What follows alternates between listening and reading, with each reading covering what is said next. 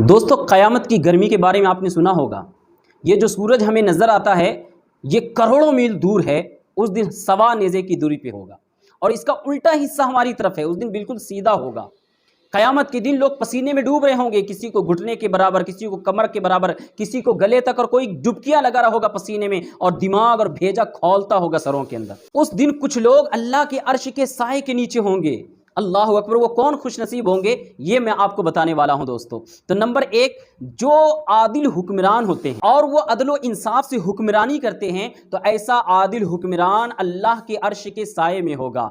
और नंबर दो, वो नौजवान जिसने अपनी जवानी अल्लाह की इबादत में लगाई है। दोस्तों बुढ़ापे में लोग इबादत की तरफ आते हैं, नमाजों की तरफ आते हैं, मस्जिद की तरफ आते हैं, जबकि अल्लाह को जवानी की इबादत बहुत ज़्यादा पसंद है, और ऐसा नौजवान अल्लाह के अर्श के साए में होगा क़यामत के दिन। और नंबर तीन, वो लोग जिनकी मोहब्बत अल्लाह के लिए हो, वो मोहब्बत अल्लाह के लिए होनी चाहिए, और जिससे भी आप दुश्मनी रखें वो दुश्मनी भी अल्लाह के लिए होनी चाहिए। तो मोहब्बत और दुश्मनी दोनों अल्लाह के लिए करने वाला आदमी भी अर्श के साए के नीचे होगा। और नंबर चार, वो शख्स जिसको मालदार और ऊंचे खानदान की औरत गुनाह की दावत दे और वो शख्स कहे कि मैं अल्लाह से डरता हूं।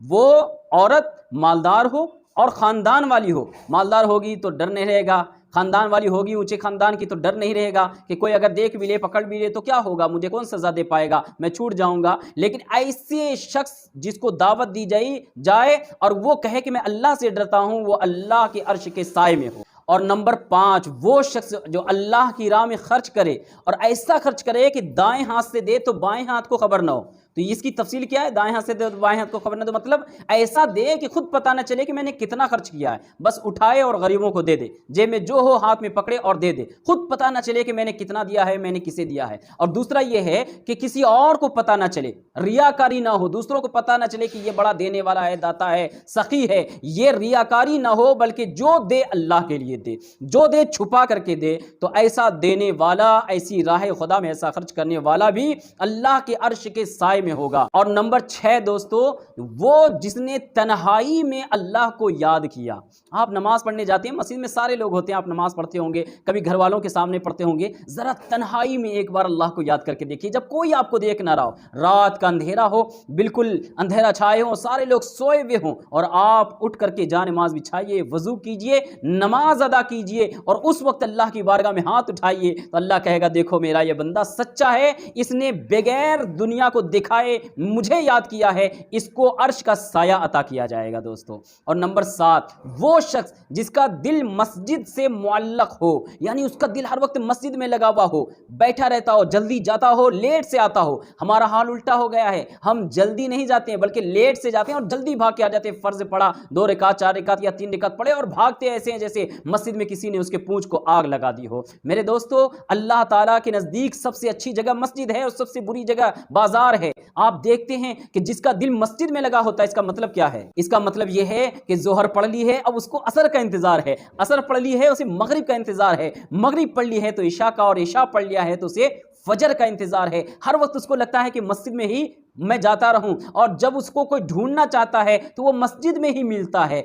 ऐसा शख्स अल्लाह के अर्श के साए के नीचे होगा दोस्तों। अगर आप भी अल्लाह के अर्श के साए के अंदर होना चाहते हैं तो अदलो इंसाफ करना सीखिए, जवानी में इबादत कीजिए, जिससे भी मोहब्बत कीजिए अल्लाह के लिए कीजिए, और जब आपका दिल मस्जिद में लगा हुआ रह जाए तो आप समझे अल्लाह के अर्श के साए के नीचे हैं। और हो सके तो अल्लाह को कभी तन्हाई में, अकेले में याद करके देखिए, इंशाअल्लाह अल्लाह तबारक व तआला आपको अर्श का साया नसीब फरमाएगा। दोस्तों, हमने दुनिया में गर्मी को ख़त्म करने के लिए एसी, कूलर, पंखे, न जाने कैसे कैसे इंतजामात किए हैं। ज़रा उस गर्मी के बारे में भी तो तसव्वुर करो, जिस गर्मी के लिए पंखा, एसी, कूलर कुछ काम नहीं करेगा, उसको आपके नेक आमाल ही ठंडे कर सकते हैं। आपकी आंखों से गिरने वाले अल्लाह की याद में जो आंसू हैं, वो आंसू से ठंडा कर सकते हैं। आपकी नमाज के सजदे उससे ठंडे कर सकते हैं, कुरान की तिलावत उसको ठंडा कर सकता है, अल्लाह की तस्बीह उसको ठंडा कर सकती है, तौबा उसको ठंडा कर सकती है, अल्लाह का जिक्र उसको ठंडा कर सकती है,